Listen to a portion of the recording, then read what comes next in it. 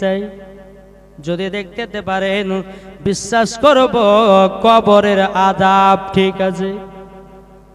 বাবাজি মুসলমান ভাইরাও, এ সোনামানিকেরা, ও বাবাজি মুসলমান ভাইরা, এই আজিজকে নিয়ে যখন অন্ধকার কবরে চলে যাওয়ার পরে বেরাদুল ইসলাম মুআজ্জাজ সামানিকরাও আব্দুর রহমান বলতে চোখ বন্ধ আজিজ, তবে শোনো গো শোনো, এই যে কবরটাতে দেখতেছো ওই কবরের কাছে যাও, যাওয়ার পরে তুমি কিছু শুনতে পাবাও। আব্দুল আজিজ বাবা কবরের কাছে যখনই গেছে, কবরের একটা ভয়ানক আওয়াজ, বাবাজি মুসলমান আব্দুল আজিজ বাবাজি আপনার জমিনে অজ্ঞান হয়ে পড়ে গেছে। বেরাদুল ইসলাম মুআজ্জাজ সামানিকরাও আব্দুর রহমান বলতেছে, এ বন্ধু আজিজ কি হলো তোমার, কি ব্যাপার, অজ্ঞান হয়ে গেল কেন? বাবাজি মুখে পানি দিয়েছে, মাথায় পানি ছিটিয়ে দেওয়ার পরে বলতেছে, গো বন্ধু আব্দুর রহমানও কবরের আযাব হলো হক। জোরে বলেন কবরের সত্যি না সত্যি না? আব্দুর রহমান বলতেছে, একবার দূর পর্যন্ত সবাই ওদিকে মন দিয়েছে, আল্লাহুম্মা সাল্লি আলা সাইয়্যিদিনা মাওলানা মুহাম্মদ ওয়া আলি সাইয়্যিদিনা মাওলানা মুহাম্মদ সাল্লাল্লাহু তাআলা আলাইহি সাল্লাম। বাবাজি মুসলমান ভাইয়েরা দেখেন, আচ্ছা বহিনা নামে দিয়েছে 50 টাকা। আল্লাহ গো তিনার দানটা কবুল করেন, জোরে বলেন আল্লাহুম্মা আমিন। এই বাবাজি মুসলমান ভাইয়েরা, এই সোনামানিকেরা, আজিজ বাবাজি বলতেছে, গো আব্দুর রহমান আমি কবরের আযাব শুনে আমি বেহুশ হয়ে গেছিলাম। বেরাদুল ইসলাম মুআজ্জাজ সামানিকরাও এদিকে আব্দুর রহমান বলতেছে, আজিজ তবে শুনো গো শুনো, কি আযাব শুনেছে বলো না বলো না। বলছে, গো আব্দুর রহমান কবরে এমন একটা চিৎকারের আওয়াজ পেলাম, আমি শোনার পরে বেহুশ হয়ে গেছি, শোনার পরে আমি বেহুশ হয়ে গেছি। তো আজিজ বলছে, বন্ধু এই যে কবর আওয়াজটা আমি শুনলাম, ইনি কে, এই কবরের ভিতরে কে, যে এত তার কবর আযাব কি করতো দুনিয়াতে? বেরাদুল ইসলাম মুআজ্জাজ সামানিকরাও আব্দুর রহমান তিনি বলতেছে, বলো গো বন্ধু আজিজ, যার কবরের আযাব তুমি শুনেছো, তবে শুনে নাও এই ছেলেটা দুনিয়াতে এত গুনাহতে লিপ্ত ছিল, এত পাপের কাজে লিপ্ত ছিল। বলে কি করেছে? বলে মা বাবাকে দুঃখ কষ্ট দিয়েছে, মা বাবাকে আপনার কিনা দেখভাল করে নাই, মা বাবাকে লাথি মেরেছে। এ বাবাজি মুসলমান ভাইরাও, এ সোনামানিকেরা, ও মা কালা শুনে যান, মা রাতের বেলায় মা জননীরাও, এ আজিজ বাবা চোখের পানি ফেলায় কান্না করতে লেগেছে। ওগো আব্দুর রহমান আমারও কবরতে এইরকম আযাব হবে, আমিও তো মাকে দুঃখ দিয়েছি, আমিও তো বাবাকে দুঃখ কষ্ট দিয়েছি, আমিও তো মাকে গালিগালাজ করেছি, আমিও তো মাকে লাথি মেরেছি, আমিও তো মাকে ভাত কাপড় আপনার দিই নাই। বেরাদুল ইসলাম মুআজ্জাজ সামানিকরাও আব্দুর রহমান বলতেছে, বলো গো বন্ধু আজিজ, বন্ধু আজিজ তোমার কবরের আযাব যদি বন্ধ করতে চাও, তোমার মায়ের কাছে ক্ষমা চাইবা। সুবহানাল্লাহ। জোরে বলে মা। এ মা কার নাম? বাবাজি যেই মা জননী নিজে না খেয়ে সন্তানকে খায়, এরই নাম হচ্ছে মা। জোরে বলেন। বলো হুজুর আমি তো মাকে খুব দুঃখ কষ্ট দিয়েছি, মাকে আমি তো গালি গালাজ করেছি, আল্লাহ তো আমাকে ক্ষমা করবে না। বন্ধু আব্দুর রহমান বলতে চায়, বন্ধু আজিজ তবে শুনে গো, তোমার মা যদি ক্ষমা না করে আল্লাহ ক্ষমা করবে না। বেরাদুল ইসলাম মুআজ্জাজ সামানিকরাম বন্ধু আজিজ বাবা চোখের পানি ফেলায়ও বাবা যে হাউ হাউ করে কান্না করতে লেগেছে। আব্দুর রহমান বলতে চায়, বন্ধু আজিজ তুমি কবরের আযাব দেখবে বলেছিলে, চলো সামান্য তো একটা কবরের আযাব তুমি দেখেছো, এর একটু আগিয়ে চলো। আর একটু যখন আগিয়ে গেল, বন্ধু আজিজ যাও ওই কবরের পাশে যাও। বেরাদুল ইসলাম মুআজ্জাজ সামানিকরাম কবরের পাশে যখন বাবা যা হয়েছে, যা হওয়ার পরে বাবা বাবাজি যেমনই কবর থেকে 2 হাত দূরে আছি এমন কবরের চিৎকারের আওয়াজ আব্দুল আজিজ 2 হাত দূরে গিয়ে পড়েছে। আব্দুর রহমান বলতেছে বলো গো বন্ধু আজিজ কি ব্যাপার তুমি কবরের কাছে না যেতে যেতে তুমি 2 হাত উঁচে গিয়ে পড়লে কেন?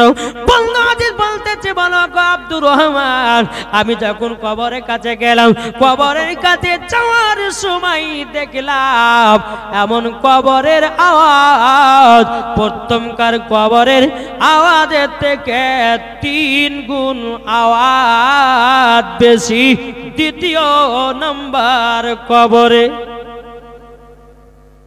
বন্ধুগো তারই জন্য আমি ভয়ে যেতেও পেলাম না, বরঞ্চ আমি আওয়াজ শুনে 2 হাত দূরে গিয়ে পড়েছি আমি। তাহলে চিন্তা করুন ও মা খালাও, শুনে যান মারাতের বেলায় মা জননীরাও, ও যুবক ভাইরা কবরকে লক্ষ্য করো। আমার নবী মুস্তাফা বলেছি যারা কবরকে স্মরণ করে তাদের দ্বারাতে গুনাহ বলতে কিছুই নাই। কি গো ঠিক না বাবাজি? আচ্ছা বলুন আমরা কবরকে কে কে ভয় করে একটু হাত তুলে দেখান তো বাবজি। ভয় করেন? যদি ভয় করতাম তাহলে নামাজ কখনো বাতিল দিতাম না, ঠিক না? যদি ভয় করতাম রে বাবা রোজার মাসে রোজা রাখা বন্ধ করতাম না। বাবাজি মুসলমান ভাইরাও এ সোনামানিকেরাও, তাই কবি বলতেছে একদিন তোমায় মরতে হবে তুমি ভুলে যেও না, হবে মাটির বিছানা গো তোমার আসল ঠিকানা।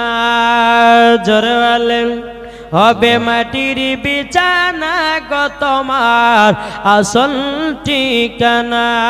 একদিন তোমায় মরতে হবে তুমি ভুলে যেও না, হবে মাটির বিছানা গো তোমার আসল ঠিকানা।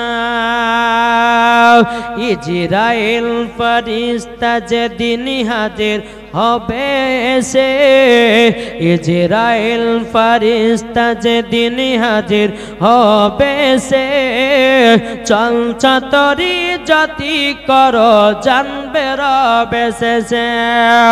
খোদার কাছে করবে দোয়া, খোদার কাছে করবে দোয়া মুমিন মুমিনা, একদিন তোমায় মরতে হবে তুমি ভুলে যেও না, হবে মাটির বিছানা গো তোমার আসল ঠিকানা। জোরে বলেন আপনি জনের কান্না যদি সবই শুনতে পাবে, বুক পড়বে তো মুখ পড়বে না কেমনে জবাব দিবে? মানুষ যখন মারা যায়, আমি মারা গেছি, আমি মারা গেছি, আপনাদের সবাইকে দেখতে পাই, আমি বলতেছি বলে গো ভাই আমি মাওলানা ওবায়দুল ইসলাম জামালি মারা যায় নাই, মারা যায় নয়, দেখো দেখো আমি তোমাদের সম্মুখে দাঁড়িয়ে আছি, আমরা দেখতে পাবেন না, আপনারা আমাকে দেখতে পাবেন না, আমি আপনাদেরকে সবাইকে দেখতে পাবো, আমার বুকের যত কষ্ট বেদনা আপনাদেরকে বলবো, কিন্তু বাবাজি আপনারা কেউ শুনতে পাবেন না। বাবাজি তাই বলতেছে আপনি জনের কান্না যত সবই শুনতে পাবে, বুক পড়বে তো মুখ পড়বে না কেমনে জবাব দিবে? কি করে বুঝাবো তোমায়, কি করে বুঝাবো তোমায় মনের বেদনা, একদিন তোমায় মরতে হবে তুমি ভুলে যেও না, হবে মাটির বিছানা গো তোমার আসল ঠিকানা। জোরে বলেন বাবাজি মুসলমান ভাইরাও, এ সোনামানিকেরাও, বাবাজি এদিকে আব্দুর রহমান বলতেছে, এ বন্ধু আজিজ, তবে শুনে নাও, তুমি দ্বিতীয় নাম্বার কবরের এত ভয়ঙ্কর যাব। আজ বলতেছ আব্দুর রহমান, দ্বিতীয় নাম্বার কবরে যিনি শুয়ে আছে দুনিয়াতে কি কাজ করতে বলো না। আব্দুর রহমান বলতেছে, বলো গো বন্ধু, তবে শুনে নাও, তোমাকে একটা আমি কথা জানাই দিই, যিনি দ্বিতীয় নাম্বার কবরে শুয়ে আছে ইনি মদ পান করত, সুদ খেত, জুয়া খেলত, তারই জন্যে তার কবরে এত আওয়াজ। এ বাবাজি মুসলমান ভাইরাও, এদিকে বন্ধু আজের কেঁদে কেঁদে বলছে, গো বন্ধু, আমি তো সুদ খেতাম, আমি তো মদ খেতাম, আমি তো গুনাহ করেছি। এ বন্ধু আব্দুর রহমান, তাইলে কি আমার কবরে ওই রকম আযাব হবে নাকি?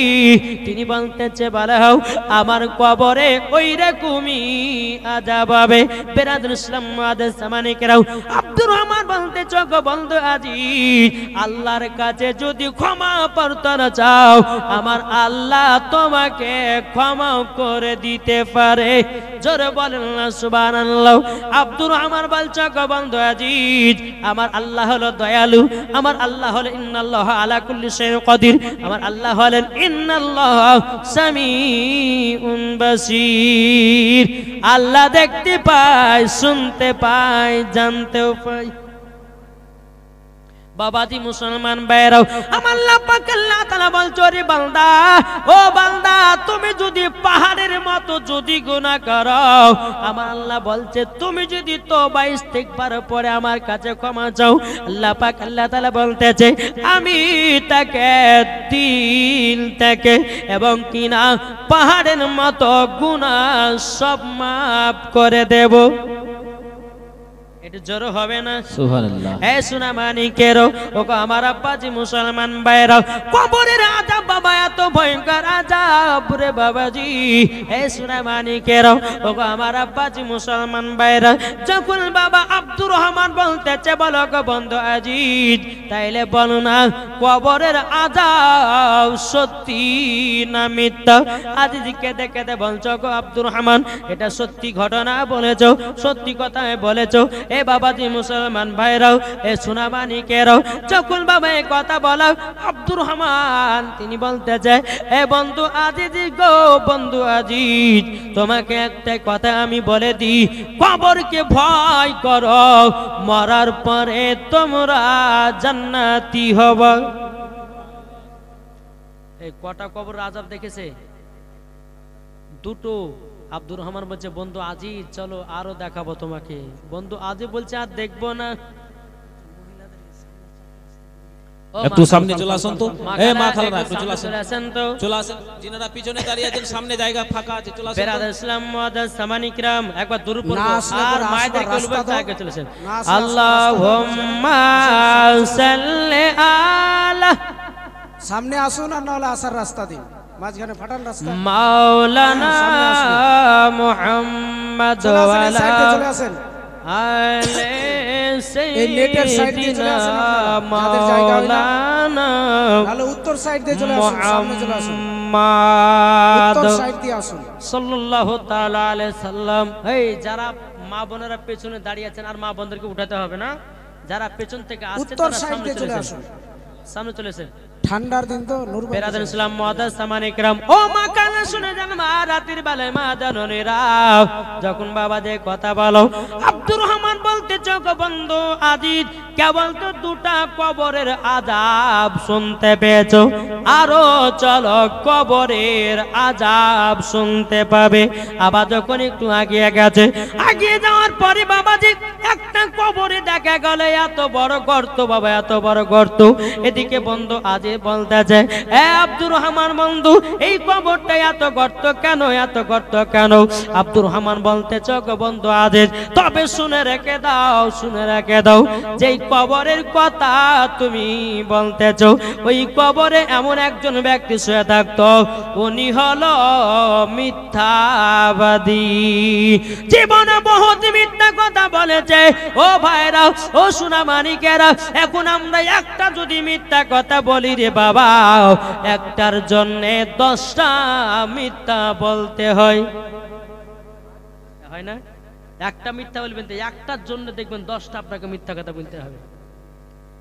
ইনি বলতেছে মিথ্যা কথা বলার কারণে এরকম কবরের আযাব হতেছে। বেরাদার ইসলাম মুআদ্দাস সামানিকরাম, এদিকে নিয়েছো বেরাদার, আল্লাহ পাক বোনের নামে দিয়েছে 500 টাকা। আল্লাহ গতিনা দানটা কবুল করুন, জোরে বলেন আল্লাহুম্মা আমিন। এই সোনা মানিক ও মা কালা শুনে দেন না, রাতের বেলায় মা জননীরা যখন বলেছো গো আব্দুর রহমান, তবে শুনে নাও ও বন্ধু, এই কবরে যিনি ছিলেন মিথ্যাবাদী, তাইলে কবরে এত গর্ত কেন, এত গভীরে কেন? আব্দুর রহমান বলছো গো বন্ধু আমার, এই কবরের ভিতরে এমন একটা জানোয়ারকে আল্লাহ তরফ থেকে পাঠানো হয়। জানোয়ারটার শরীরটা থাকবে বাবাজি নূরের মতো, গাটা ঝিলমিল ঝিলমিল করবে, তার মুখটা হবে চোচলাও। যখন কবরের ভিতরে যাবে তার শরীরে যখন একটা ছোবলটা হবে বাবাজি কমসে কম 2 থেকে 2.5 কিলো গোস্ত তুলে নেওয়া হবে। যারা জীবনে মিথ্যা কথা বলবে, কি গো আমরা কে মিথ্যা মুসলমান? এ সোনা মানিকেরা, আমরা মিথ্যা কথা কে বলেছে একটা হাত তুলে দেখান।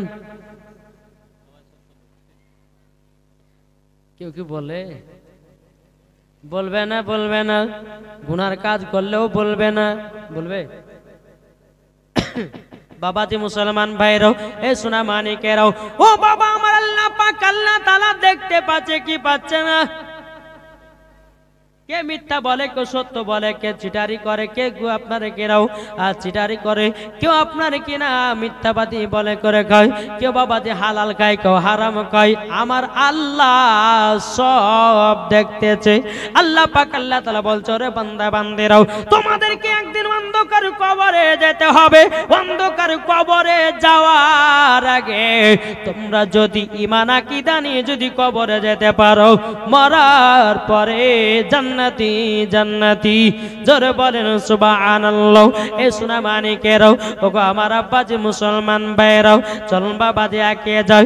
আব্দুর রহমান বলতেছ গো বন্ধু আজিজ, এই মিথ্যা কথা বলার কারণে ইনার কবরে এতইটা আযাব হয়।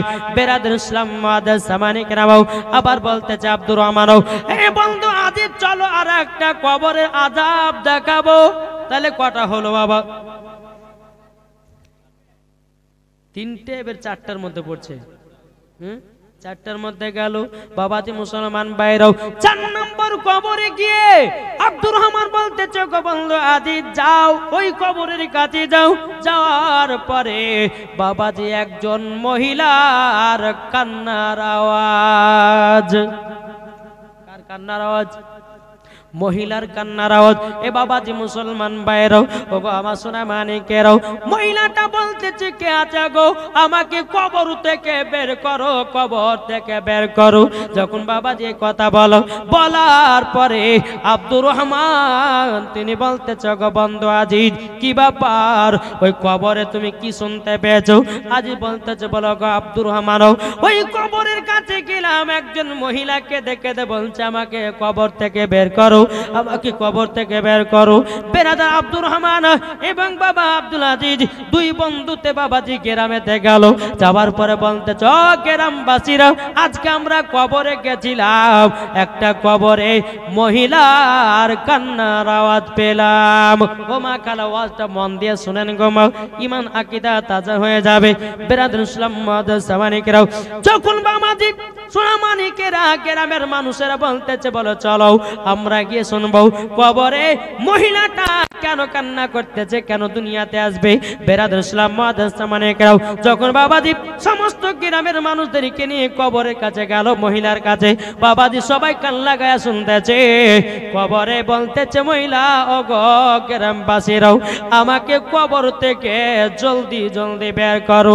সমস্ত গ্রামের মানুষের বলল, বলে এক কাজ করো, মহিলার কবরটা খুঁড়ে দাও, ফাঁকা করে দাও।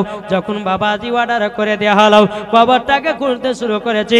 করতে শুরু করার পরে বাবাজি মুসলমান কবরটা একটু ফাঁকা হয়েছে। কবর একটু যখন ফাঁকা হও, মহিলাটা বলছে কে গো তোমরাও কবরটা যারা খুলতে চাও আর কবরটা তোমরা ফাঁকা করো না। বলে কেন?